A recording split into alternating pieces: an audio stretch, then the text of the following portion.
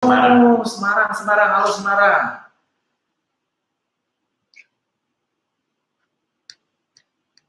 Yang lain mungkin belum tentu ngecek di chatnya deh. Iya. Oke, kita sebentar lagi mulai ya. Sebenarnya bulan lalu ada yang mereka yang juga suggest mulainya itu 705. Kenapa 705? 05 tuh ngaruh apa gimana tuh? Jadi mereka tuh ada juga yang istilahnya miss awal daripada webinar. Akhirnya mereka nunggu replay. Kayak gitu. Okay. Tapi di sisi lain kita kan juga harus appreciate mereka yang udah masuk ke dalam waktu ya. Betul, ya udah tepat waktu. Sekarang udah 40-an orang ya. Wah, Batam, halo Batam. Weh, ada yang ngalahin Batam nggak nih? Ada Semarang, ada Batam. Mana yang lebih jauh nih? Welcome Mas Dimas. Thank you ya udah hadir di webinar kita juga. Kita coba tunggu deh yang lain. Kita sebenarnya target tahun ini untuk webinar kita mau kejar supaya ada 1000 attendance. Wah, betul. 1000 orang dalam waktu yang bersamaan. Biasanya lo harus sewa ruangan untuk itu. Betul. Belum bisa konsumsi dan lain sebagainya. Mau tanya nih, biasanya kalian kalau ikut webinar gini, bagusan tuh after office hour kayak sekarang, atau jam istirahat, atau jam 5, atau jam berapa? Jangan-jangan ternyata teman-teman yang biasa ikutan webinar justru jam-jam tertentu yang lebih mudah untuk ikutan webinar. Coba ya. Apa jam 7, jam 9, jadi berdasarkan kita tanya sama teman-teman yang udah biasa ikutan webinar, senangnya jam berapa sih kalau webinar tuh? Ya, ikut webinar di jam. Jelas seringan ya, ada yang dari Surabaya sama Depok, Malang tadi. Depok. Tadi ya Surabaya, Semarang ya. Malah nggak ada yang Jakarta. Iya, Jakarta, game-gamenya Jakarta. Pas nih jam 7. Oke. Oke, kayaknya Pak Yoko kapan aja. Oke, kita mulai aja ya. Yes. Sekarang udah jam 7. Sebelumnya thank you banget buat teman-teman. Ada 48 orang sekarang di webinar kita ini, webinar ke-6 ya. Yang udah ikutan, thank you banget. Nama saya Ryan, founder dari 1000 Lancer. Pak Kuntuwadi, Pak Henry, welcome juga. Di sebelah saya ada ini, tadi kita udah sempat bincang-bincang ya, sekilas sama Pak Dian. Pak Dian bisa dibilang mentor saya juga deh di marketing. Mentor gimana? Kita berdua nih sebenarnya banyak diskusi soal marketing. Ya, Baba Studio sendiri nanti Pak Dian bakal sharingin ya profil seperti apa. Tapi sebelumnya saya pengen share. Oke, thank you Mbak Ayu, Mas Mirza juga untuk sharingnya juga tentang jam berapa. Sambil jalan aja, jam 9 malam. Jam 9, anak-anak digital agensi kalau jam segini masih revisi. Oke, hari ini kita bakal bawa ya tentang online promotion di internet marketing dari Pak Dian sendiri. Saya mulai perkenalan tentang 1000 Lancer dulu ya. Jadi nama saya Ryan ya, Ryan Gondokusumo. Saya CEO dari 2 startup, 1000 Lancer sama 1000.com. Ini akun Instagram saya ya, bisa follow @gondoku. Nextnya saya share dulu tentang 1000 Lancer itu apa. 1000 Lancer itu adalah website ya, marketplace yang mempertemukan antara bisnis dan freelancer. Kita sekarang udah handle sekitar 12.000 ya klien bisnis B2B, dan kita punya freelancer ada 13.000. 13.000 freelancer ini dari banyak kota yang berbeda ya. Dan kita ini udah jalan sekitar 4 tahun. Masih bergema ya, Pak Jose ya. Kita di sini udah apa namanya? Nggak ada siapa-siapa lagi. Iya, nggak ada siapa-siapa lagi. Sampai suara AC-nya ini udah kita kecilin. Anyway, saya lanjut. Ini beberapa kategori jasa kita ya, dari website, business marketing, penulisan, desain, penerjemah sama website e-commerce. Dan kita ke depannya bakalan banyak fokus sebenarnya ke konten. ada foto, video, copywriting, sama desain. Itu planning kita di tahun ini. Nah, ini beberapa ya. Oh, bukan 5.000-an, Pak. Tapi nanti domainnya saya beli dulu.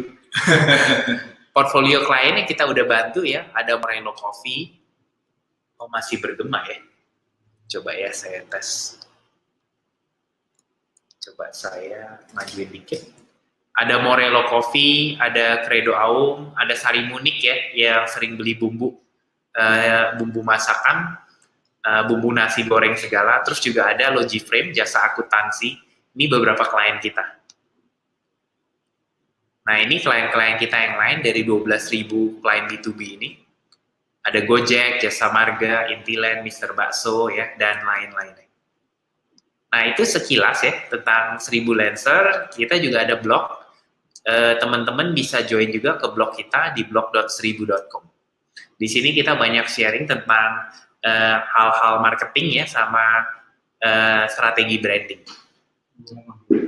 Siap. Nah, hari ini kita kedatangan ya tamu yang luar biasa banget. Namanya Dian Martin. Dia teman saya juga ya. Kita udah kenal sekitar 4 tahun ya, Bro? 4 sampai 5 tahun ada ya. Dan ini sekilas profilnya Pak Dian sendiri. Nanti saya persilakan Pak Dian untuk sharing. Sebelumnya Pak Freddy, selamat malam juga ya. Selamat bergabung juga di webinar kita hari ini. Kalau misalnya kita masih bergema ya, bisa chat lagi ya di kita punya chat room. Nanti coba kita akalin caranya. Tapi di sisi lain, ini kita punya sesi bakalan sekitar 1 jam, mulai dari sekarang.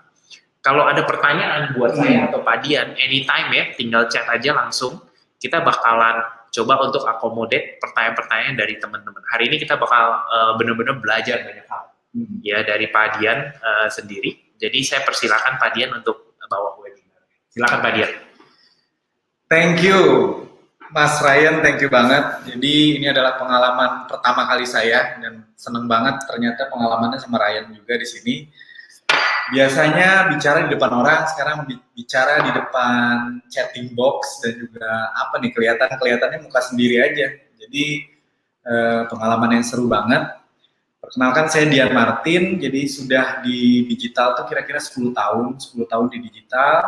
Di perusahaan saya itu namanya Baba Studio. Saya juga mendirikan ada theplaza.id dan kemudian mendirikan media namanya Tech4ID.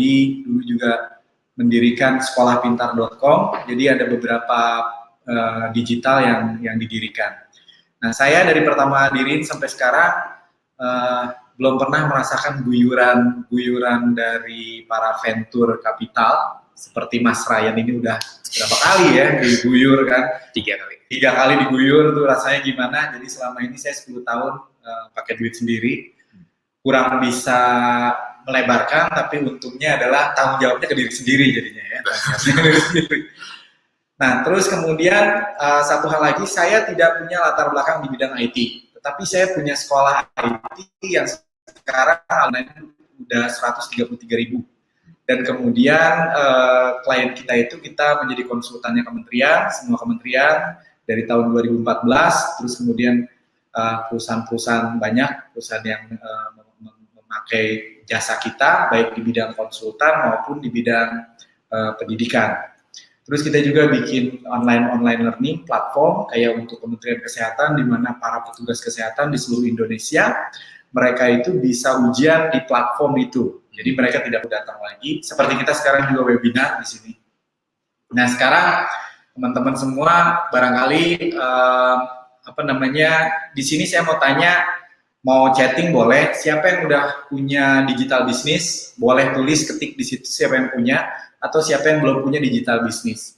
Jadi, atau juga punya masalah gimana sih caranya melakukan pemasaran secara online yang efektif dengan biaya sekecil mungkin. Ya.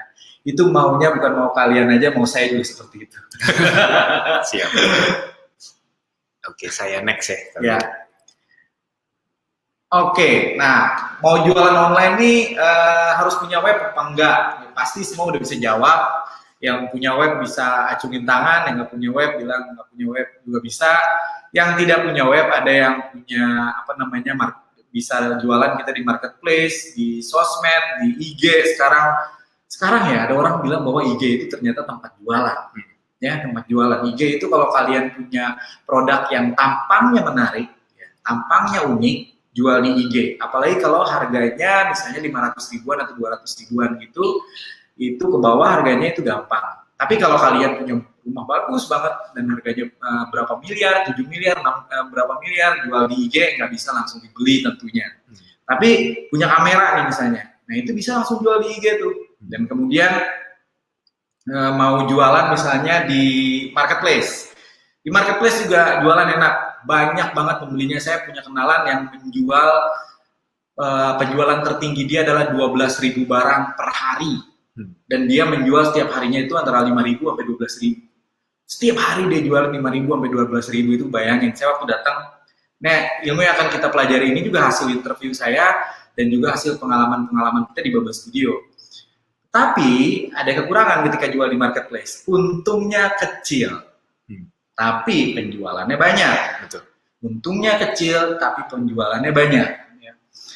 Terus kemudian ada juga orang yang berhasil dengan memiliki website seperti yaitu tadi yang disebut Gojek, Tokopedia, Bukalapak, mereka lah pemilik websitenya. JDID, Spotify, Amazon, mereka adalah pemilik dari websitenya. Ada keuntungan dan ada kekurangan kedua-dua cara ini. Kalian yang pengen nyoba, langsung nyoba jualan, bisa langsung di marketplace atau di IG. Tapi yang pengen punya website, kenapa sih? Ujung-ujungnya yang punya website itu pengen punya yang namanya database. Oke. Ya, mereka pengen punya yang namanya database sehingga kamu bisa olah lagi database-nya. Karena untuk mendapatkan profit di dalam penjualan itu cuma ada 2 jalan sebenarnya. Yang pertama adalah tambah klien, yang kedua adalah tambah transaksi. Nggak ada lebih dari itu. Tambah klien artinya kita mencari orang-orang yang ingin membeli produk kita terus-menerus. Nambahin semua orang terus-menerus pada kita.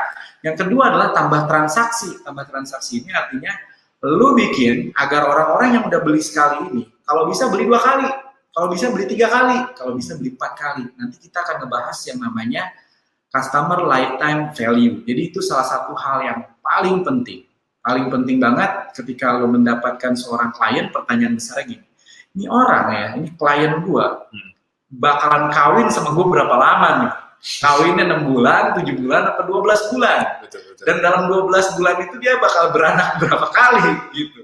Itu yang disebut dengan customer lifetime value. Karena ada customer tuh yang cuma beranak sekali atau belanjanya sekali ke kita. Tapi ada juga klien kita itu yang berkali-kali beli ke kita. Jadi itu yang harus dipelajari. Kira-kira itulah kenapa kita pengen punya website. Karena kita bisa monetize, kita bisa membuat orang-orang yang telah belanja ke kita itu, kita follow up dengan email, kita follow up dengan webinar seperti ini, kita follow up dengan SMS untuk melakukan pembelian ulang. Oke, kira-kira gitu. Kayak tadi Mas Dian bilang intinya mungkin tuh yang paling penting adalah cari klien baru, sama nomor 2 ada yang udah bayar gimana supaya beli lagi. Iya. 2 itu yang paling penting ya. Boleh dicatat juga ya teman-teman ya. Ini ada beberapa pertanyaan masuk, tapi nanti ya sambil jalan karena hari ini materinya lumayan dalam juga. Ya. Nanti kita ada sesi di mana saya bakalan transisi untuk jawabin beberapa pertanyaan teman-teman dulu ya. Oke, silakan. Nah, ketika orang membeli online dia memiliki karakteristik. Coba pikirin deh, ketika kita belanja di online itu jarang sekali punya momen, bahkan sebenarnya di offline juga begitu. Jarang sekali kita beli sesuatu itu instantly detik itu juga kita langsung bayar. Yang ada adalah kita membandingkan. Bedanya sama offline adalah ketika kita membandingkan ke toko sebelah, kita ada perasaan barangkali nggak enak karena kita udah ngecek lama fiturnya apa, ini bajunya gimana, bahannya gimana, kita udah cek macam-macam. Tiba-tiba mau bilang banyak, maaf ya nggak jadi, itu ada rasa nggak enak. Betul. Tapi kalau di online itu nggak ada rasa nggak enak. Gua nggak suka lo ya next. Nah, tetapi ini bukan kekurangan. Justru ini adalah kelebihan kita. Bayangkan jika kamu bisa memiliki blog-blog ataupun toko-toko online yang isinya adalah produk kamu semua. Jadi itu nggak bisa dan sulit dilakukan secara offline, tapi di online ketika orang ngecek produk di website kita, dia mengecek di website kedua sebenarnya adalah saudara kita juga.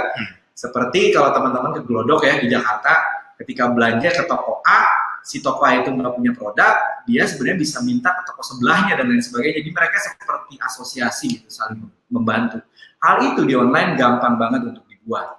Kira-kira kayak gitu. Kayak domainnya sebenarnya banyak berbeda, tapi sebenarnya itu milik kita juga ya. Iya, jadi orang sering bilang yang punya toko DVD itu, jadi di depan kantor saya itu kan ada ITC. Di ITC kan banyak yang jual DVD bajakan kan. Jadi ngaku aja kalau pada beli DVD bajakan pasti ke ITC. Nah, waktu beli di DVD bajakan itu, yang namanya toko satu sama toko lain, saya pas tanya ternyata ini siapa yang punya? Oh, si Pak ini. Yang kedua Pak ini. Loh, kok sama semua? Ya ini 7 toko di sini punya Pak ini semua. Ownernya sama. Ownernya satu.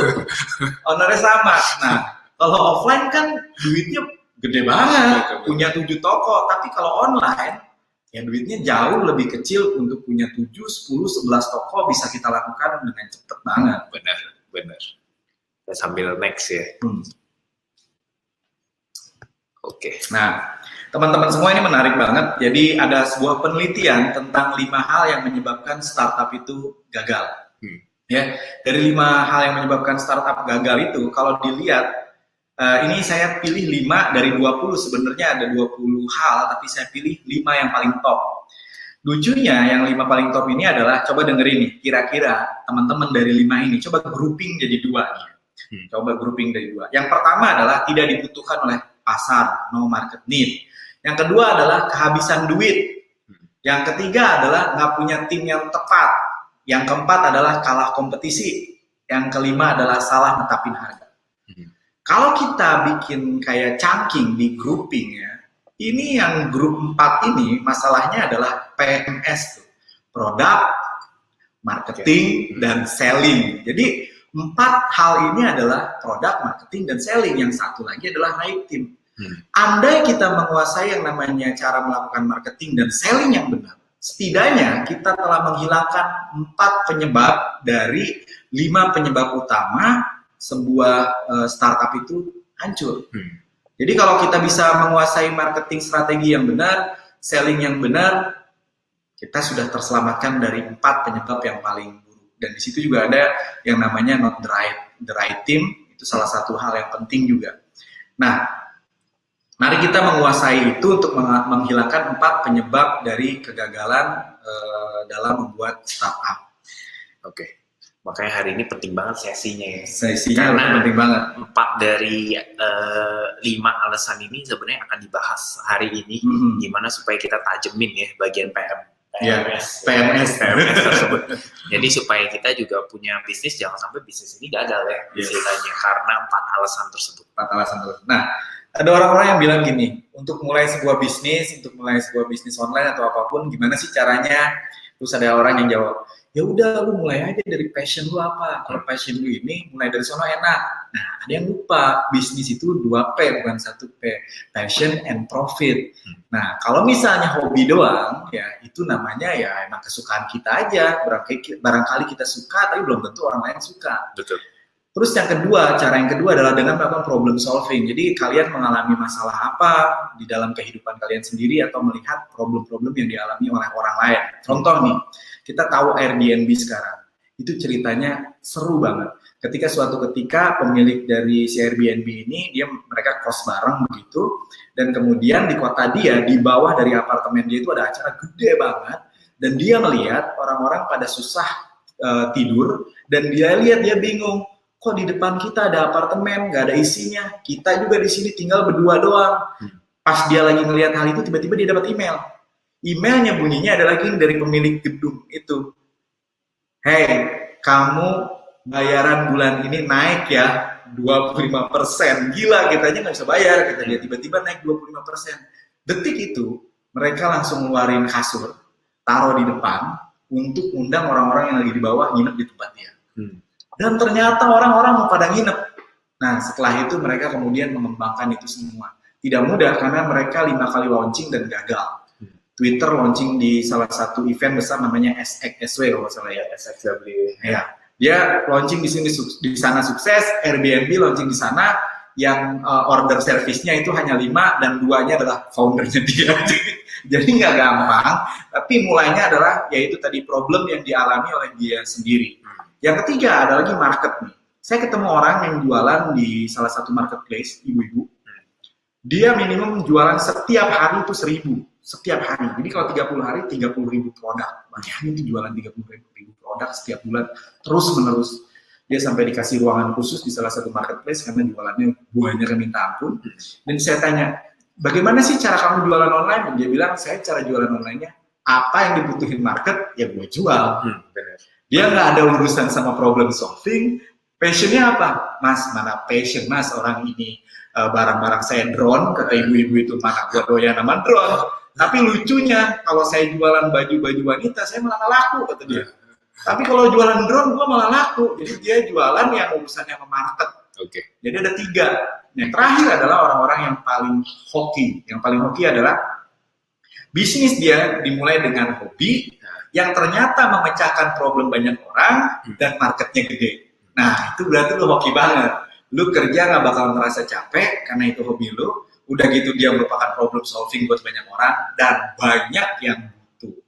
Ya, semoga lu bisa dapet yang kayak gitu ya. Jadi mungkin bisa disimpulin sebenarnya market itu paling penting sebenarnya di sini. Benar Kalau banget kita ya. mau ke yang nomor 2 profit. Iya.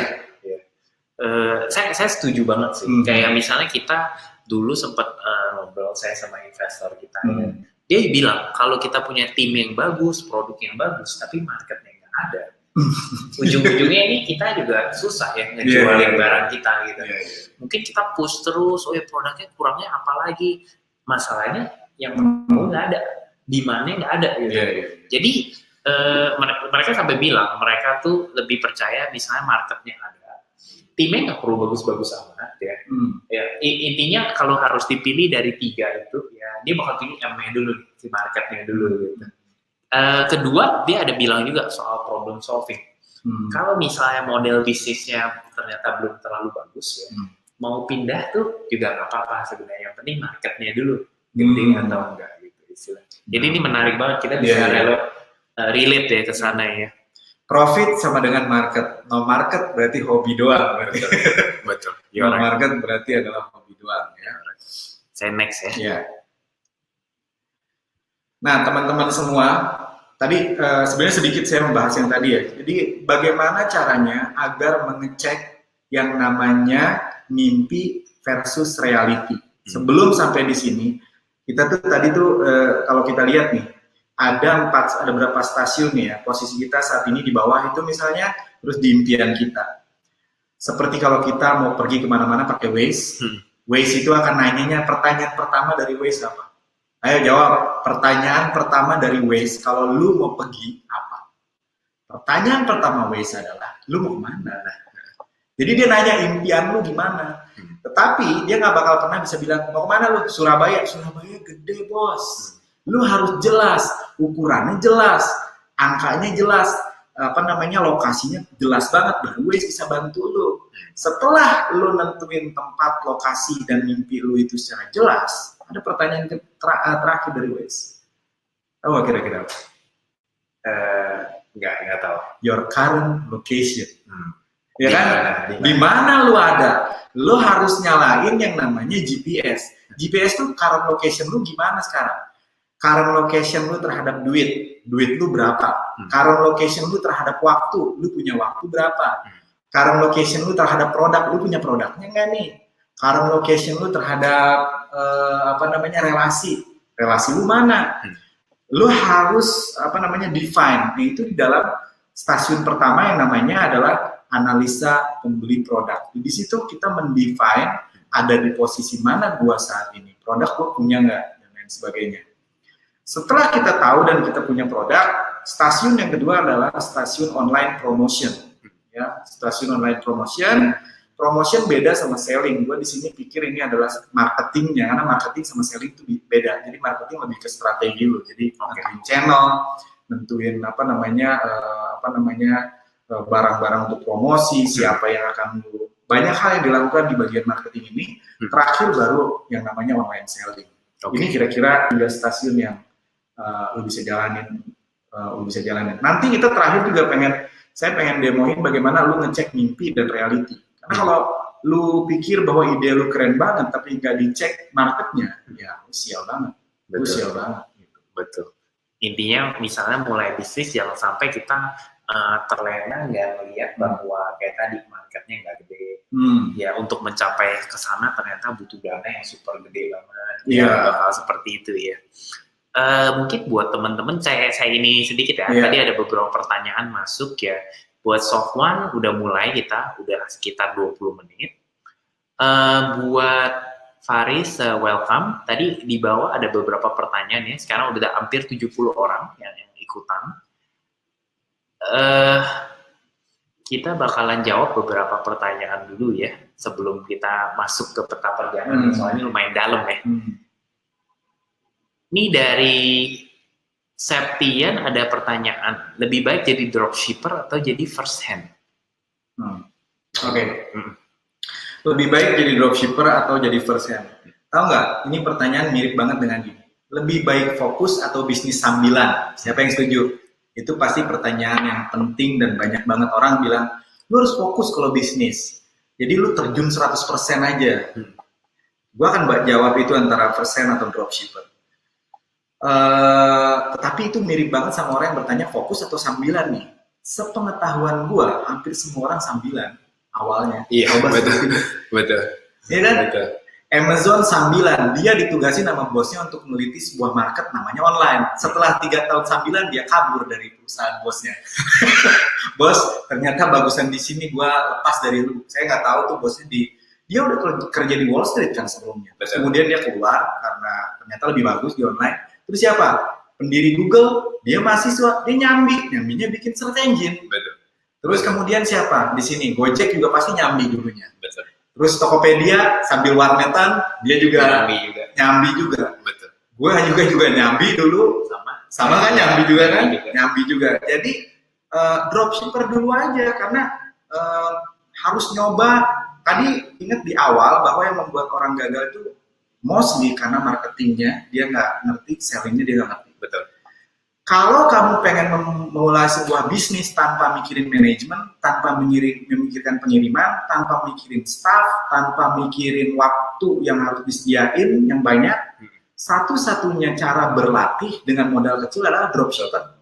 Saya setuju banget. Ya kan?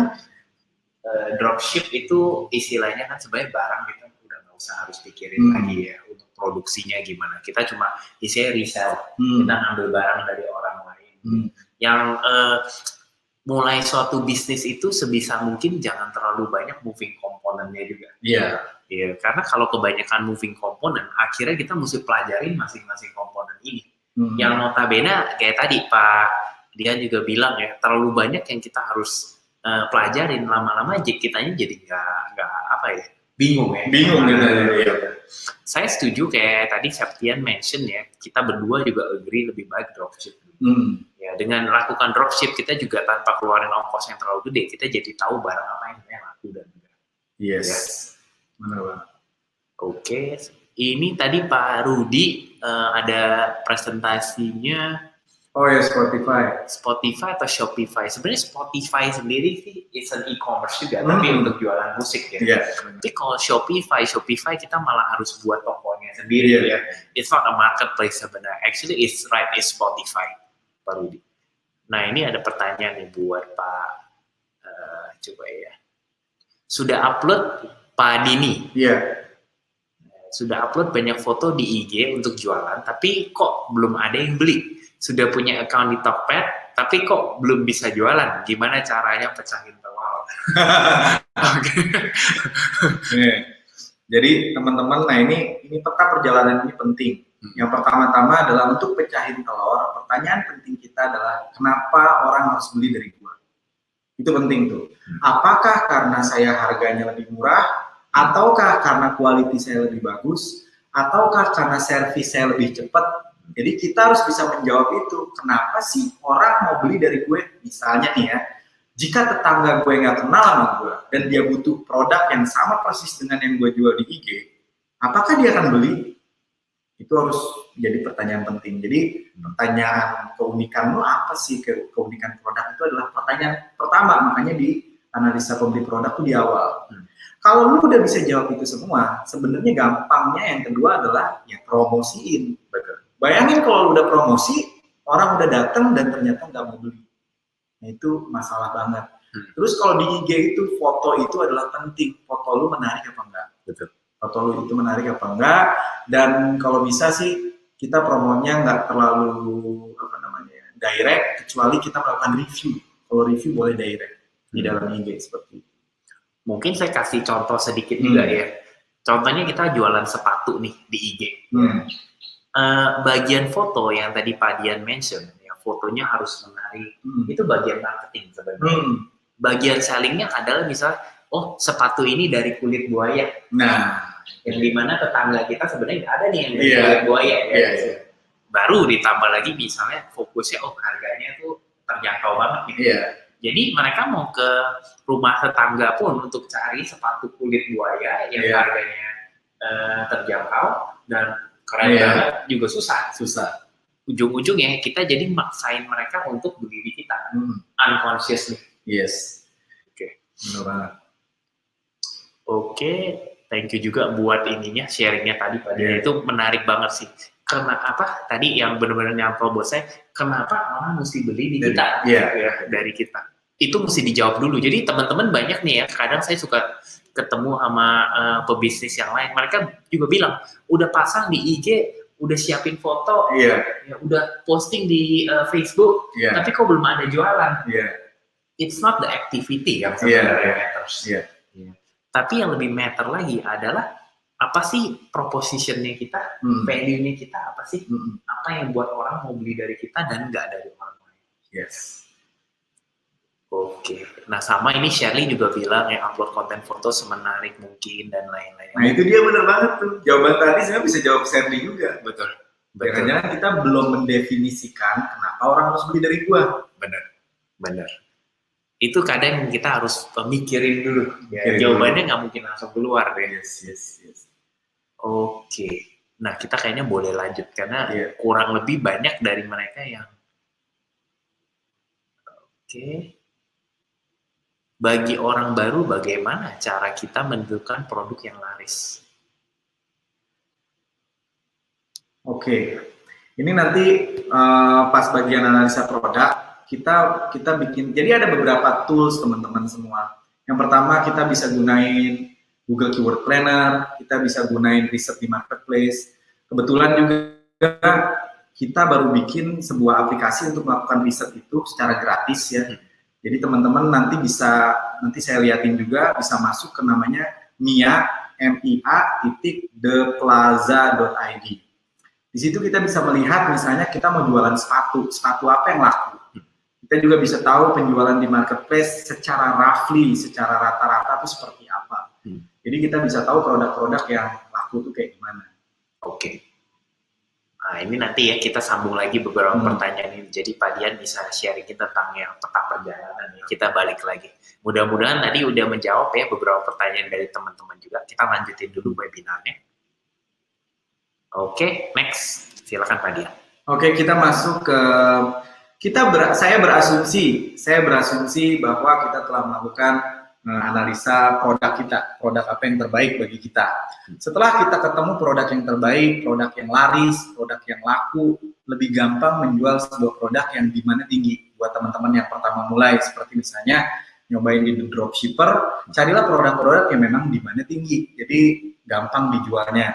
Contohnya, kalau dari aplikasi tahu nggak yang jualannya kagak ada habisnya dan paling tinggi itu kategorinya ya, kalau di salah satu marketplace itu adalah kartu perdana. Dalam sebulan kejual hampir 500 juta. Iya, 500 juta. Terus udah gitu ada lagi barang-barang apa kecil-kecil yang hubungannya sama handphone, untuk apa yang kecil-kecil itu. Nah kayak gitu, untungnya kecil tapi kemungkinan pembeliannya tinggi karena banyak banget ternyata orang yang nyari. Saya juga baru tahu. Iya, gue juga baru tahu. Gue juga tahu. Dan kalau, nah ini saya kasih tips juga kalau yang mau jualan produk-produk kecantikan, produk-produk wanita, jualannya di Shopee. Ternyata Shopee itu barang-barangnya adalah barang-barang kecantikan dan produk wanita. Oke. Audiensnya. Kalau produk bermerek susah masuknya, yaitu di JDID, jadi bermerek. Kalau produk apa aja ke Tokopedia. Kalau produk laki-laki ke Bukalapak. Itu gambarannya kayak gitu. Udah dikasih nih beberapa tips and trick ya. Oke, kita masuk ke next berarti. Boleh. Kita bilang ngobrol tentang OPM ya. Ya. Online promotion map. Nah tadi tujuannya, prinsip utamanya di sini adalah menemukan produk yang laris, menemukan pembeli yang tepat untuk produk Anda dan mengalahkan kompetitor. Terus kemudian membuat sebanyak mungkin orang yang tepat dan cocok untuk produk Anda, mengetahui keunikan dan kelebihan produk Anda. Seperti tadi tuh, kalau kita tahu di sini tujuan yang tadi, keunikan, kenapa orang harus beli dari gue. Nah itu penting. Tahu nggak, dari zaman dulu gue udah kenal kopi, ya kan? Dari zaman dulu kopi yang diseduh di rumah, tapi nggak pernah sampai gila banget kayak sekarang. Kopi sama, ketika cara jualnya beda. Ada orang dagang kopi, ada orang dagang kenyamanan, ada orang dagang komunitas. Lu dagang apa? The first question is what is your business? Bukan produk loh. Produknya bisa sama-sama kopi, tapi yang seorang jualnya adalah kenyamanan dan kecepatan. Betul. Bayangin ya, Starbucks itu saya mau tanya nih. Starbucks jualan apa coba? Silakan yang mau jawab, diketik boleh, di kepala juga boleh. Jika Anda bilang bahwa Starbucks jualan kopi, Anda salah. Karena kalau Anda ke Starbucks, tanyain yang menunya kopi itu cuma 3 paling. Ya kan? Americano. Cold coffee, ya, Americano. Mana lagi? Betul. Sisanya susu. Betul. Jadi kalau tanya ke purchasing-nya Starbucks itu lebih banyak beli susu daripada beli kopi. Gue juga baru sadar, jadi Starbucks tuh sekarang jadi toko susu. Iya kan? Nah tetapi Starbucks bukan jual kopi, dia jual community. Nah itu yang dia jual. Jadi teman-teman harus tahu dulu sebenarnya jualnya apa. Barang bisa sama yang dijual, tetapi kalau teman-teman tahu bahwa gua nih bukan main di barang, gua mainnya di servisnya, bahwa gua mainnya di komunitasnya, bahwa gua mainnya di apa, nah itu lain cerita, ya. Terus berdasarkan penelitian teman-teman, kita tuh akan hanya selalu membeli barang yang sering kita lihat. Jadi bagaimana caranya agar orang kemanapun dia pergi secara online, dia melihat barang teman-teman. Nanti akan kita bahas. Oke. Ini saya next ya. Ya. Ya menarik juga sih yang tadi tentang Starbucks, sama aja kayak McDonald's ya. Iya kan, karena kan kita ngelihat itu sebenarnya restoran. Iya. Tapi kalau buat teman-teman yang nonton filmnya, ya, itu sebenarnya bisnis properti ya. Iya. Iya kan. Jadi sebenarnya ada makna terselubung dari setiap bisnis ya. Jadi modus lu apa, bos? Iya. Modusnya apa? Oke, silakan. Ya, jadi ya ini salah satu contoh ketika kita melihat iklan iPhone atau iklan apapun yang sering kita lihat, kita jadi ada pepatah di Jawa kan, cinta karena biasa. Ternyata itu juga cocok jadi belanja karena biasa. Jadi lo tuh belanja karena biasa lihatnya gitu. Itu salah satu contoh banget. Oke, saya next. Oke, next. Nah, pertanyaan penting dalam tahap ini adalah di manakah para calon pembeli online Anda berada, dan ketika Anda bertemu dengan mereka di online, apakah mindset mereka pada saat itu, dia lagi pikirin apa, kebutuhan dia apa, ketakutan dia apa, apakah dia dalam tahapan mau ngebeli, atau dia dalam tahapan hanya cari-cari doang informasi, atau dia dalam tahapan temennya lagi ngomong tentang sebuah handphone baru dan dia cari, sialnya masuk ke toko Anda dan dia juga nggak mau beli sebenarnya. Di manakah mereka pikiran dan hatinya pada saat melihat produk Anda? Terus skill apa yang Anda butuhkan untuk membuat mereka kenal dan percaya pada produk Anda? Alat apa yang Anda butuhkan untuk berpromosi online? Nah ini pertanyaan-pertanyaan yang akan kita jawab. Oke. Ini ada beberapa pertanyaan dari teman-teman. Nanti habis penghujung acara ya kita bakalan bantu jawabin juga. Jadi stay tune juga ya teman-teman ya. Ini bagian yang sangat-sangat penting dan saya belajar bagian ini juga dari Pak Adian ya. Jadi buat teman-teman bisa didengar ya dengan seksama juga. Nah ini ada 6 stasiun yang harus kita lewatin, bisa di next nih kayaknya. Oke. Biar bisa lebih siap detail. Nah ini teman-teman, ini ada online promotion map. saya bagi menjadi dua bandara besar ya. Bandara pertama adalah promotion, bandara yang kedua adalah sales dan after sales. Jadi ini yang kita perlu lakukan langkah-langkah tersebut. Stasiun pertama adalah setiap pengunjung di online yang lihat IG kita, kecuali barangkali yang melihat website kita, ada juga orang-orang yang sudah dalam tahap dia di stasiun mempelajari atau di stasiun pilih. Kebanyakan orang-orang pertama-tama di sosial media dan YouTube itu adalah stasiun emang gue pikirin. Jadi gue nggak peduli banget sama lo. Pokoknya gue kebetulan browsing terus ketemu lo, jadi belum tentu gue lagi butuh lo. Oke. Stasiun yang kedua adalah gue udah mulai tertarik nih. Habis tertarik tuh gue bukannya langsung bayar, gue mau pelajarin. Mau pelajari dulu bagaimana sih produk lo dan lain sebagainya. Setelah gue pelajarin produk lo, nggak cuma pelajarin produk lo doang, karena sekarang tiba saatnya gue mempelajari kompetitor lo. Jadi dia akan bandingin harga, dia akan bandingin kualitas, dia akan bandingin fasilitas, dia akan bandingin gengsi yang mana, dia akan bandingin cepetan mana dibandingin dari kompetitor. Oke. Nah disitulah dia akan pilih. Baru setelah itu beli. Setelah beli ada stasiun terakhir yaitu terima barang.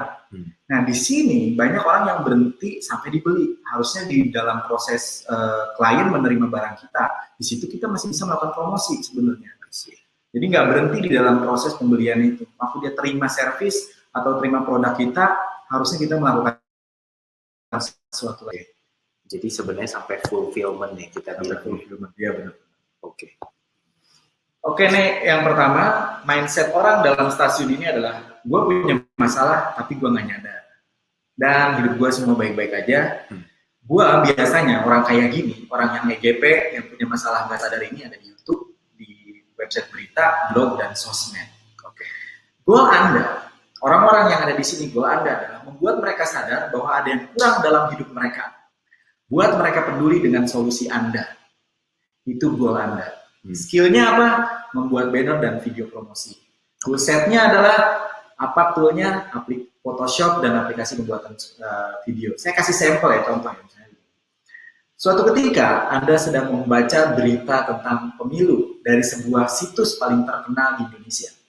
Anda masuk ke situs itu. Berdasarkan penelitian, kalau Anda di sini, gue tuh tahu bahwa orang Indonesia penyakit paling Indonesia adalah sakit hati. Satu. Jadi sakit hati. Penyakit kedua sakit gigi. Jadi dulu dia sakit gigi. Kenapa? Karena makanan lucu penyakit naik secara jadi yang lebih gokil jadi gini. Kalau ada sana, maka akan kali lipatnya 200 penyakit. Sama jadi gila yang namanya grafiknya itu sama bro. Jadi kalau nyari penyakit naik, yang nyari penyakit naik obat naik. Jadi jumlahnya penyakit itu 2 kali lipat, jumlah obat 3 kali lipat. Oke. Jadi korelasi banyak banget. Obat nomor 1 adalah sakit gigi. Obat nomor 3 adalah karena gua tahu orang itu. Ketika lu baca site itu, apin aja sakit mah, ketahuilah bahwa jika Anda sebentar. Ini suaranya kurang jelas. Ya. Oh, saya cobain ya. Putus-putus ya.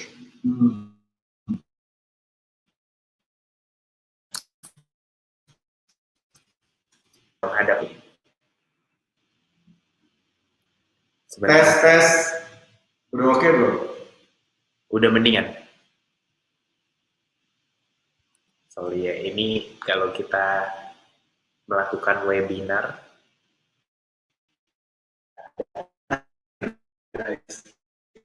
Iya. Oke.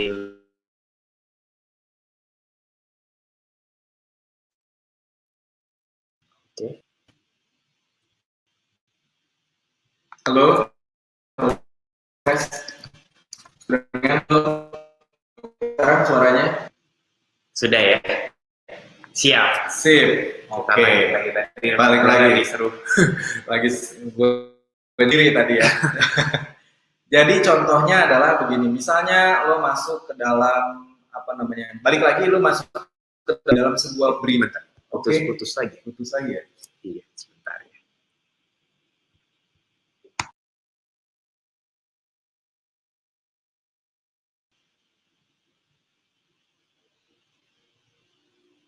Halo? Tes. Udah oke? Coba ya. Cek. Udah mendingan belum, teman-teman? Halo, tes, cek.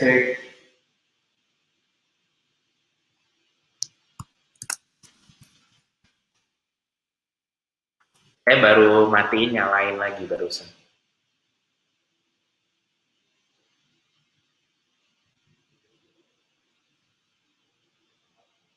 Sorry ya bro ya. Ada ini. Pasti ada jadi wajar lah. Iya, masalah teknis. Masih putus-putus ya? Udah ya, Pak Danang ya? Oke. Kayaknya udah. Oke. Ada yang masih putus, ada yang mendingan ya. Tapi internet di sini saya udah pakai yang paling kenceng. Jadi memang masalah infrastruktur di Indo nih sesuatu yang mesti kita improve juga. Tinggal tunggu waktu sebenarnya. Kita sekarang lagi biasain diri aja, tapi suatu saat semoga makin bagus lah. Sip. Tadi kan kita ngomong soal obat gigi, obat sakit perut ya, sama obat satu lagi kan? Sakit gigi, sakit kepala, sakit perut. 3 itu ya. 3 itu adalah penyakit orang Indonesia kebanyakan adalah yaitu tadi sakit hati, sakit gigi, sakit kepala, sama sakit perut. Karena lo tahu bahwa mayoritas orang adalah sakit itu. Lu kasih di news site itu sebuah pop-up dan pop-up-nya bunyinya gini. Apakah Anda sering sakit gigi minimum 3 bulan 1 kali? Jika Anda diamkan, ketahuilah barangkali akan merusak saraf-saraf Anda. Oke. Baca solusinya di sini. Dan kemudian orang masuk ke blog Anda untuk membaca solusinya. Di situ Anda nggak bisa langsung jualan. Karena mereka dalam tahapan, emang gue pikirin. Oke, lanjut sekarang. Oke, Kak? Oke, jadi mereka di tahap emang gue pikirin. Ya, emang gue pikirin lo kayak gimana. Jadi kita harus bisa membuat mereka mikirin kita. Mikirin kita gimana caranya? Ya tadi dengan cara mencari sebuah persamaan dari mayoritas. Kira-kira mayoritas lagi mikirin apa? Ya lu masuknya dari mayoritas itu. Oke. Caranya gimana? Riset. Risetnya gimana? Ya bisa di Google Planner atau bisa di mia.theplaza.id. Lu langsung di sono bisa meriset kira-kira mindset orang Indonesia lagi kayak gimana sebenarnya. Oke. Jadi ini mungkin sebenarnya EGP itu stasiun yang paling banyak ya sebenarnya orang yang. Oke. Tapi tadi ini lumayan menarik sih, Pak Dian kan ada bilang ya di stasiun EGP ini 2 hal yang perlu kita siapin adalah video dan banner. Oke. Video dan banner adalah alat lo untuk menarik orang-orang di stasiun ini mulai memikirkan lo. Oke. Termasuk ya di IG dan di mana juga kan alatnya adalah banner dan video. Lo kalau nggak bisa bikin banner sama video, minta bikinin aja sama Ryan di 1000. Itu banyak ya. Ini salah satu contohnya ya. Jadi ada iklan YouTube, lo lagi nonton YouTube, tiba-tiba dia tahu banget bahwa kita itu pasti adalah semuanya korban kuota kan. Kalau kuota kita habis nonton YouTube, tiba-tiba si Excel atau apa sih itu gue nggak tahu tuh ya. Ini Excel. Tiba-tiba dia lagi nonton misalnya, lagi nonton asik-asik habis kuota, promosi apa bla bla bla bla. Nah itu pas banget. Dia nggak lagi mikirin Excel pada saat itu. Tiba-tiba lu datang dengan memberikan solusi yang selalu dihadapi orang-orang yang pakai YouTube. Kayak gitu kira-kira. Apakah dia langsung beli orang pada saat itu? Belum tentu. Karena si Excel juga tahu ini adalah stasiun di mana emang gue pikirin. Nah nanti kemudian bisa dilakukan dengan ilmu yang lain lagi. Oke, untuk mendekati mereka kembali. Ya ini menarik banget sih YouTube tanpa kuota ya. Ini maksudnya problemnya kelihatan di sana. Iya. Orang lagi di situ dia stres kan. Nah, ketika lo udah ganggu mereka dan lo mau YouTuber tanpa kuota, wah mulai nih nyari solusi. Asik juga tuh ya kalau bisa gitu. Jadi goal di stasiun ini adalah membuat produk Anda muncul ketika mereka mencari di Google. Oke. Ketika mereka sudah melihat di YouTube, ketika mereka sudah melihat di IG, ketika mereka sudah melihat di news site, yang mereka lakukan, mereka bukan bodoh loh sekarang. Orang-orang ini pinter banget. Mereka akan riset di Google. Siapa sih 1000 Lancer, siapa sih Baba Studio, siapa sih theplaza.id, gue cari dulu. Lu kan ngomong begitu, gue cobain dulu. Nah, ketika itu mereka nyarinya di Google. Nah, bayangkan mereka tertarik di YouTube. Terus mereka mencari Anda, mencari toko Anda, mencari jasa konten Anda, mencari apapun tentang Anda di Google. Ya kan? Pas dia nyari, dia masuk website lo. Tentu bisa lo pengaruhi dengan baik di situ. Betul. Jadi pastikan di sini toolnya apa? Toolnya adalah bagaimana caranya website lo muncul di halaman pertama Google. Itu ketika yang muncul adalah website lo, mereka percaya aja karena lo yang muncul di halaman pertama. Benar. SEO itu butuh waktu 3 bulan sampai 6 bulan. Kalau SEM, yaitu bayar ke Google, ya lo cuma butuh waktu 5 menit untuk muncul di halaman pertama. Terus kemudian membuat artikel dalam bentuk tips. Kalau lu nggak bisa bikin artikel, ya bisa order lagi klien juga ya. Freelancer ada kan ya? Penulisnya banyak, jadi bisa order di sono. Setelah lu siapin kalian SEO-nya, kalian beriklan, lu udah punya toolsnya, punya konten, lu tinggal upload ke dalam website itu. Di sini tool kita adalah website, Google Keyword Planner, Keyword Reset, dan Market Reset, akun Gmail, sosmed, forum yang cocok dengan produk kita. Mungkin yang di bagian tadi yang stasiun tertarik ini, kalau misalnya saya ngambil contoh videonya XL tadi, pasti orang ke Google, terus ketik XL YouTube tanpa kuota. Atau mungkin mereka lupa itu XL.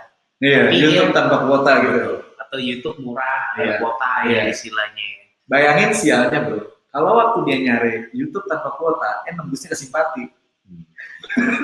Karena simpati di Google nomor 1 ya. Iya, kalau dia tahu misalnya, oh si Excel lagi promosi nih tentang YouTube tanpa kuota, dia tahu tentang customer journey, dia nggak usah promosi, dia menangin di Google-nya, tiba-tiba yang habis duit adalah Excel di YouTube, yang menang narikin duitnya si simpati. Betul. Jadi itulah kenapa kita harus mengenal yang namanya customer journey. Kayak gitu kira-kira. Betul. Nah ini adalah SEO, SEM, ya, contoh-contohnya itu yang SEO tuh yang tanpa iklan, dan SEO ada contohnya juga. Oke, gua lanjut deh. Ya. Nah ini orang mulai mempelajari di stasiun ini, goal Anda adalah membuat manfaat produk Anda mudah dipahami dan dipercaya. Dipahami dan dipercaya. Dipahami dan dipercaya berarti lu harus menguasain ada notif landing page tuh, di situ lu harus ada testimoni, terus kemudian fiturnya oke, dan bro sekarang website tampilan mobile itu 70% lebih penting daripada tampilan desktop.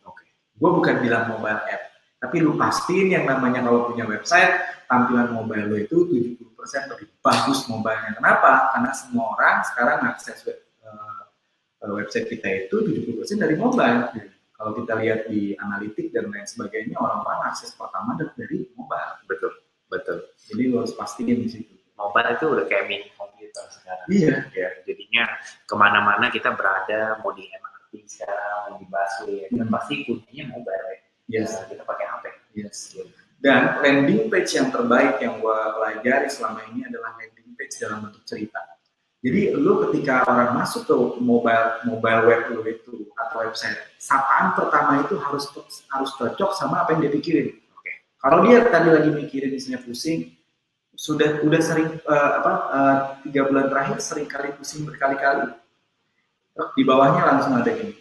Mau tahu kamu penyebab apa yang membuat 80% orang sering kali pusing? 3 penyebab utama. Terus ke bawahnya ada lagi. Jadi udah kayak urutan cerita di dalam landing page itu. Betul. Istilah kayaknya apa yang mereka pikirin kita ada solusinya, solusi atau jawaban. Misalkan kita kayak depan ngobrol sebenarnya. Mind reader. Benar. Oke, menarik. Ini ya yang itu pelajari ya. Salah satu, jadi contohnya di Baba Studio, gue baru aja berubah desainnya, bro.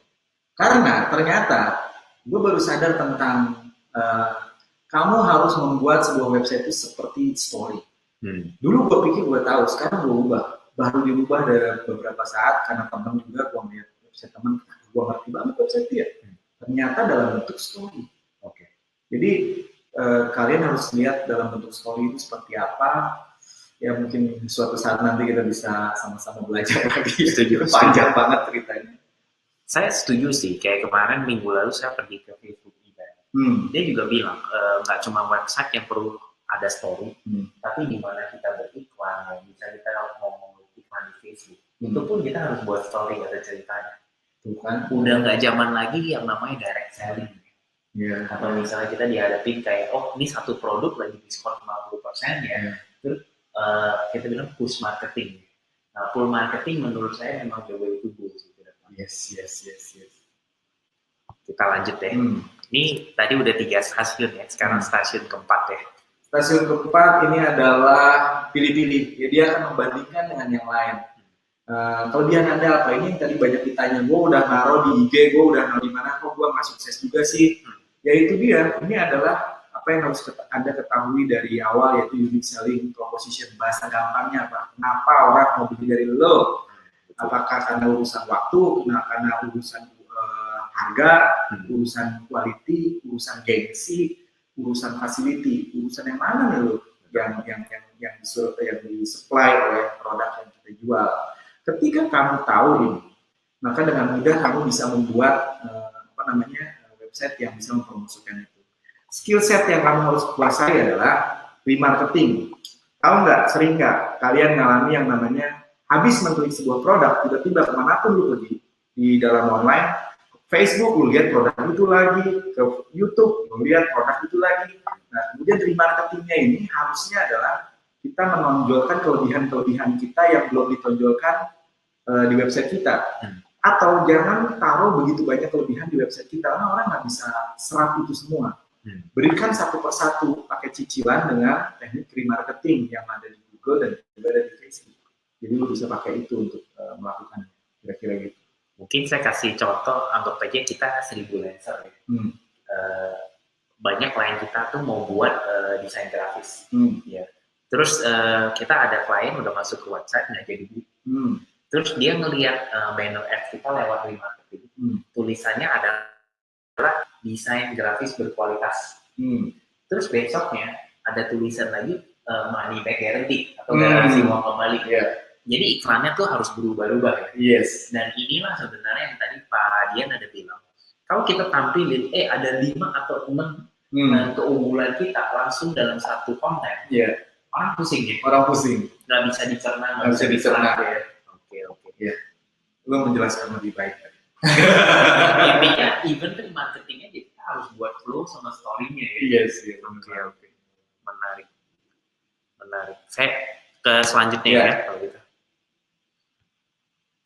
Ini contoh aja kita di banner-banner, contoh di Baba Studio itu bannernya berganti-ganti tergantung kelebihan kita. Jadi satu banner bicara tentang satu hal, sehingga orang nggak dijejelin sama kelebihan. Kalau dia habis ngomongin Baba Studio, tadi Ryan juga cerita ya di 1000 Lancer seperti apa, ya mirip-mirip seperti itu. Kira-kira begitu. Oke. Saya next. Kita stasiun nomor 5 ya, beli. Nah, ini orang udah beli, sudah saatnya saya beli produk ini. Goal Anda adalah memastikan proses pembelian klien Anda itu aman dan lancar, serta nggak ribet. Bisa bayar di Indomaret, bisa bayar di mana aja, bisa bayar di online, bisa bayar. Lu tahu nggak sekarang orang belanja online itu nggak pernah yang namanya konfirmasi pembayaran. Betul.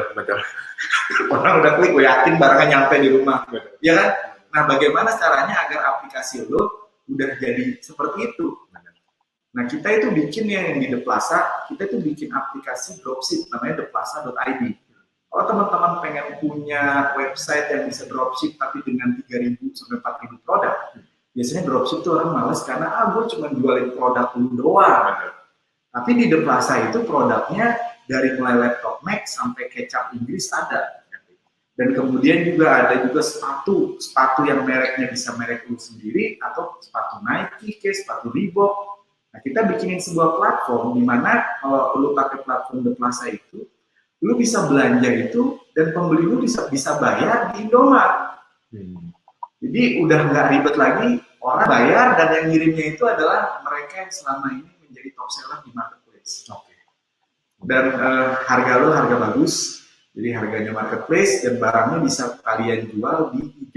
Tapi yang kirimin adalah orang-orang marketplace. Jadi kita benar-benar sebagai reseller di theplaza.id ya, cuma perlu pikirin cara cari kliennya ya, istilahnya. Gak usah pusingin soal fulfillment, gak usah pusingin soal pembayaran punya infrastruktur lagi ya. Dan mungkin lewat Indomart juga sebenarnya enaknya kan apa ya, kalau lewat online kan mau taruh kartu kredit serem-serem juga. Iya, gitu. Benar ya. Jadi itu yang membuat kita bagaimana proses pembayaran orang itu sangat-sangat seamless, nggak kerasa tiba-tiba dia udah bayar aja. Sebisa mungkin seperti itu. Kalau orang itu masih harus konfirmasi dan lain sebagainya, udah bukan zamannya sekarang. Betul. Dan kaliannya juga ribet. Yang mana ya? Tolong ya kalau bayar tambahin Rp1 di belakang. Zaman jadul punya tuh kayak gitu terus. Ini voucher. Dan sekarang udah nggak usah pakai gitu-gituan. Jadi udah ada aplikasinya dan dimana kita tinggal fokus untuk melakukan jualan aja. Oke, menarik banget. Jadi intinya mungkin di step pembayaran aja pun kita sebisa mungkin frictionnya dihilangin. Frictionnya dihilangin. Oke. Ini contoh aja ya di Tokopedia atau di mana ini frictionless juga, di mana prosesnya. Tahu nggak di sini? Gue juga baru belajar. Di aplikasi-aplikasi yang baik, di dalam proses checkout, lu ngadain upselling. Dan itu nempel, itu gokil. Oke. Itu gokil banget ya. Kalau lu tahu yang namanya customer lifetime value-nya lu berapa, lu nggak bakal takut untuk rugi di produk depan. Karena sebenarnya lu jaga di upselling-nya. Oke. Tapi itu harus jago banget mainnya. Ketika kita jago nih waktu check out, tiba-tiba ada produk misalnya ya, Dollar Shave Club, itu kan terkenal banget di luar. Lu kalau beli di sono itu upselling bisa ada 6. Oh iya. Iya. Oke. Pertama, lu ditanya, lu mau cukuran jenggot yang mana? Gua pilih 1. Terus next, gua mau belanja di tempat, udah mau bayar, tiba-tiba mau tambah sama krim nggak? Habis tambah sama krim, ada lagi tambah sama apa? Apalagi tadinya lu mau beli 1 cukuran jenggot, tiba-tiba lu berakhir membeli cukuran jenggot 2 ditambah dengan apa namanya krim dan lain sebagainya. And bro and sis, itu lu cuma bisa lakuin di website. Kalau di IG lu nggak bisa upselling. Betul. Upselling kayak gitu nggak bisa. Dan itu gila loh. Dan mereka hebatnya ya mungkin kayak ceritanya itu. Misalnya kita mau beli mesin cukur, terus muncul shaving cream, dia tulisnya 80% diskon untuk 20 menit terakhir. Ya, jadi kita kayak ngerasa, ini kalau gue nggak beli sekarang, nanti harganya udah balik ke normal lagi ya. Yes, itu gila banget, hebat, gila banget. Nah itu, lu masih bisa promosi pada saat orang mau bayar. Lu bayangin dong, itu kapan bisa begitu kita? Kalau nggak di zaman ini. Mau itu jasa, mau itu produk ya bisa tetap nggak ada masalah. Tetap bisa, misalnya di freelancer, jasa desain grafis, atau misalnya second order, keep this voucher for second order. Kan bisa taruh voucher bayar, terus kemudian this is voucher untuk second order. Menarik banget. Jadi itu gokil banget. Hari ini benar-benar belajar banyak kali juga. Kita next ya ke stasiun terakhir ya. Stasiun terakhir. Oke, stasiun terakhir dia udah terima barangnya. Itu belum berakhir masa promosi kita, teman-teman. Jadi waktu dia terima barang, sekarang ngapain kita? Di dalam packing box-nya itu ada tulisan atau ada voucher lagi. Misalnya gini,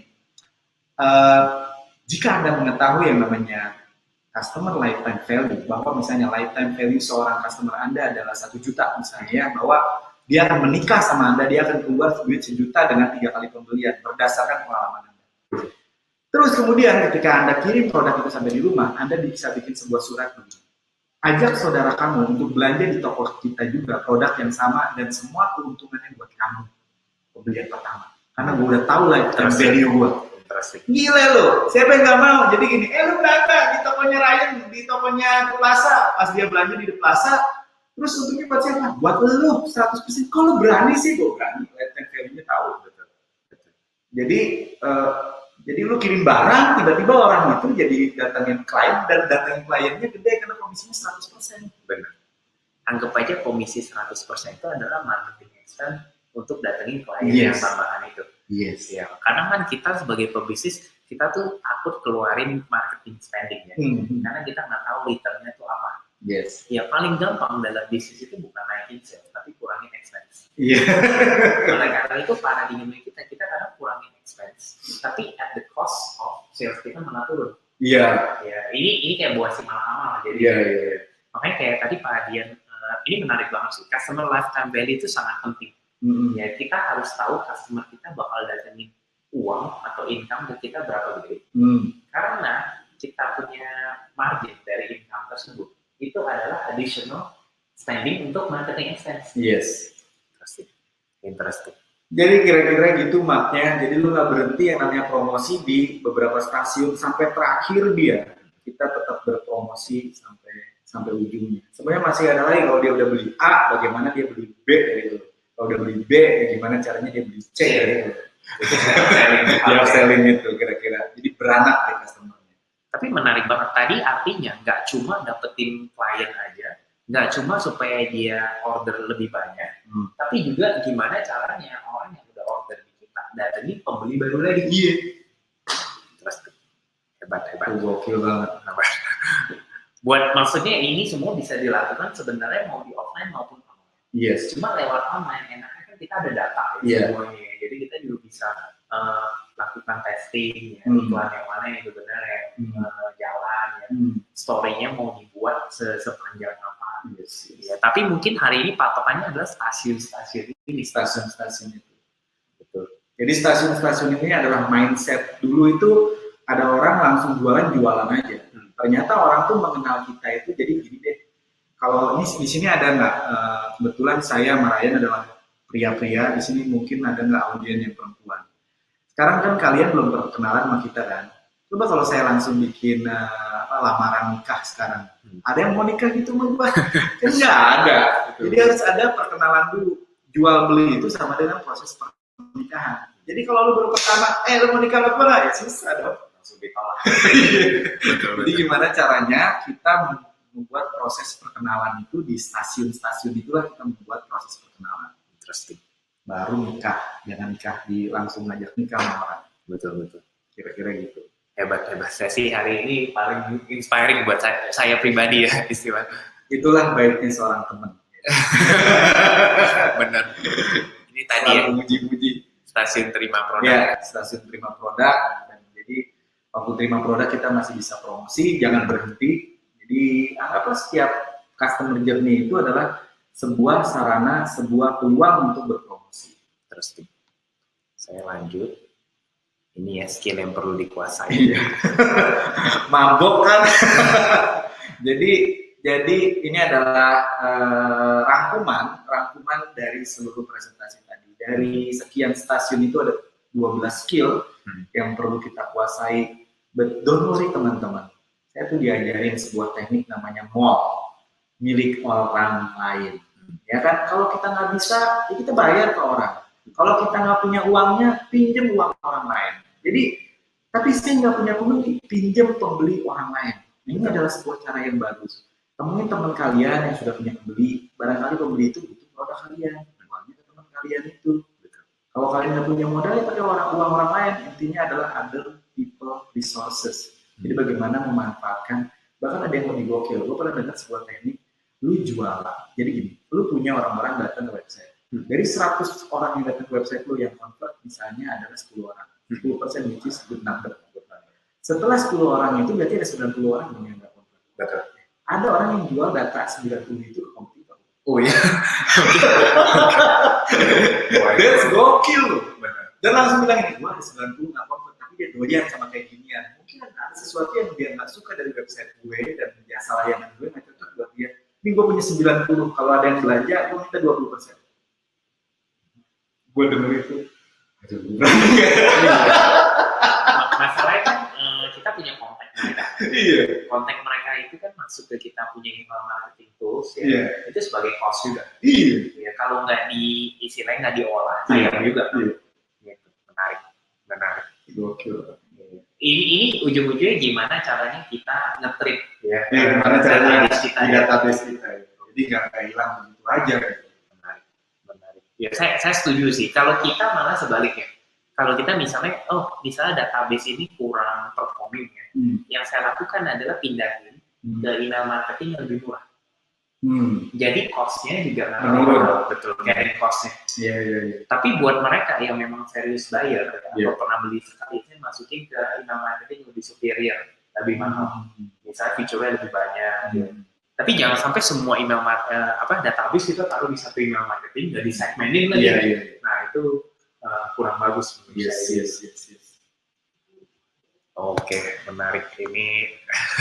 Terus terang skill yang tadi di mention itu saya sama Pak Dian memang belajar semua dari nol. Dari nol kita belajar dari nol. Betul. Pak Dian udah 10 tahun, saya udah 7 tahun dari ini. Kita memang lewatin semua skill ini ya, terutama yang kayak Google Keyword Planner, Advanced Google Ads, kita pelajari semua YouTube marketing. Gitu. Jadi buat kenapa passionnya kita memang di digital marketing.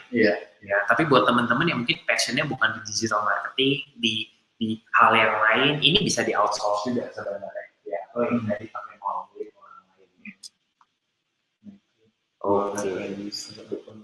Nah, jadi hari ini mungkin kita sampai sini webinarnya ini kita boleh ada gua liatin itu apa namanya yang tadi produknya ya. Boleh.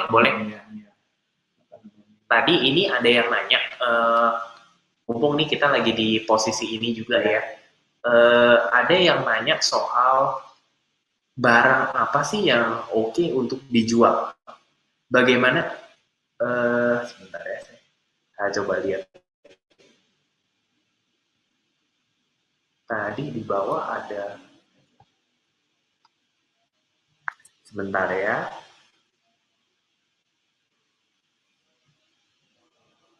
Spare part motor bagusnya di marketplace mana ya Pak ya? Jadi mungkin ini kita bisa lihat ya sama-sama. Saya bakalan share screen. Nah, di share screen ini ya, nanti Pak Dian mau sharingin juga tentang websitenya ya, yang udah dibuat untuk riset sebenarnya. Ini dia. Jadi tadi kan pertanyaannya spare part deh. Saya ini coba saya close. Kita di analisa market nomor 1. Nah, udah. Ini juga analisa market. Jadi ini Pak Adian mau sharingin ya tentang produknya ya, yang namanya theplaza.id. Jadi teman-teman bisa ke URL MIA, itu kependekan dari Market Intelligence Analytics, bisa juga di Baba Studio, tapi bisa juga di theplaza.id, mia.theplaza.id. Kayak gini, tapi depannya ada MIA-nya. Gitu. Nah, terus kemudian teman-teman bisa tinggal tulis tadi, ada error sedikit ya. Teman-teman dari sini ya, analisa market. Klik di analisa market, terus kemudian cek keywordnya, masukin keywordnya di sana, dan teman-teman kemudian mungkin kita balik dulu ke sini. Boleh. Kalau mau lihat spare part motor ya.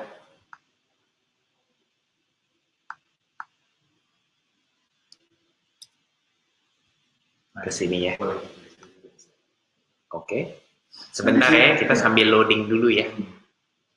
Nah, teman-teman masukin spare part. Oke. Submit. Saya login.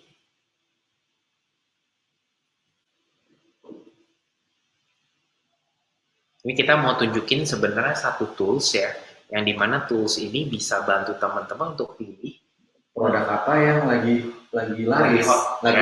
laris, betul. Nah ini menarik banget, saya juga baru di-sharingin tadi ya, dan kita kan masuk ke marketplace nggak tahu kan sebenarnya lagi hot apa kan. Tapi Pak Dian sebenarnya sama timnya ada buat satu tools ini yang bisa dipakai sama teman-teman ya. Jadi kita masukin lagi spare part, saya submit. Sekali lagi ini domainnya adalah mia.babastudio.com ya. Nah itu masih nyari ya.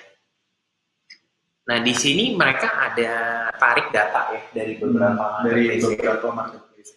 Yang produk dari Tokopedia ini masih baru 3 hari datanya ditarik, tapi untuk Shopee sama Bukalapak ini udah ditarik kira-kira 30 hari terakhir.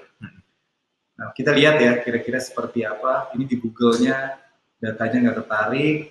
Kita lihat.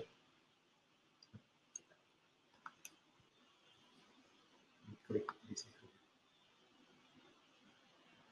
Sorry ya teman-teman, ini kita butuh waktu sebentar ya untuk sharingin tentang ini ya.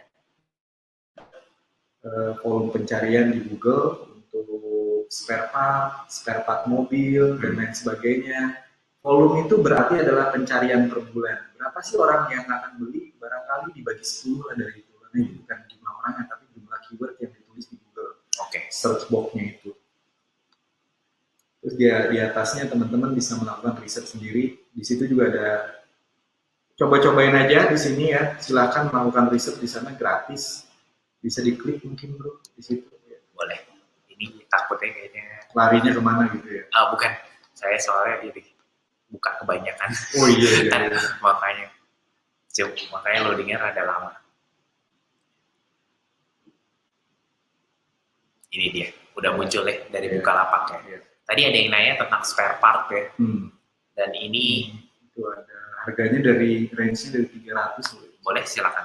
Jadi orang suka bohong-bohongan main taruh aja harga 300 perak gitu ya. Saya juga nggak tahu kenapa. Tapi di Bukalapak untuk spare part ini ada orang naruh harga dari 300 sampai 4.100.000. Rata-rata tapi harga terjual adalah 429.000 per spare part dari 26 toko produk yang terjual. Ini adalah produk-produknya seperti apa. Jadi ini nama produknya, harganya, ini reviewnya 2, terjualnya 100 pieces. Ini ada yang terjual 1, klep tabok karet.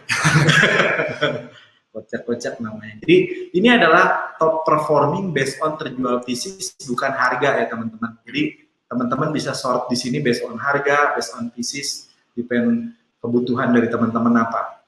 Kira-kira begitu. Intinya di sini ada 762 produk yang terjual ya. Iya. Di sini dan dari 26 toko. Jadi kurang lebih market intelligence analytic ini mia.babastudio.com bantu teman-teman yang mau jualan untuk tentuin kira-kira produk apa yang mau dijual. Iya. Dan juga di harga berapa kira-kira kompetitor jualnya. Menarik. Oke, nanti saya kasih linknya juga ya buat teman-teman yang mau cobain itu ya. Kayak tadi Pak Dian mention itu apa namanya gratis ya pakainya juga ya. Nah dari kita nih udah selesai presentasinya ya. Ini ada beberapa pertanyaan kita bantu jawab ya.